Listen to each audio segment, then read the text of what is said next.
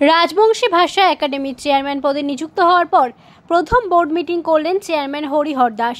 শুক্রবার রাজবংশী ভাষা একাডেমির দপ্তরে এই বৈঠক হয়। বোর্ডের সকল সদস্যদের উপস্থিতিতে মিটিংটি সফল করেন নবনিযুক্ত চেয়ারম্যান হরিহর দাস।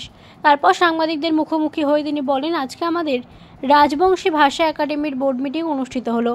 বোর্ড মিটিংয়ে আমরা বেশ কিছু নতুন সিদ্ধান্ত গ্রহণ করেছি, পাশাপাশি পুরনো কিছু কাজ চলছিল তা নিয়েও আলোচনা হলো।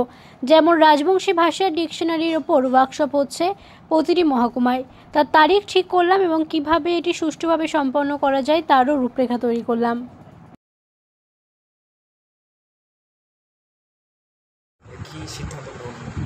দেখুন, আমরা এখানে আজকে প্রথম আমাদের ভাষা একাডেমির বোর্ড মিটিং হচ্ছে এবং আমরা মোটামুটি কিছু সিদ্ধান্ত, গুরুত্বপূর্ণ সিদ্ধান্ত নতুন কিছু নিচ্ছি, কিন্তু আমাদের পুরনো কিছু কাজ যেগুলো চলছিল, বিশেষ করে রাজবংশী ভাষায় ডিকশনারি, তার উপরে ওয়ার্কশপ হচ্ছে প্রত্যেকটা সাব ডিভিশনে।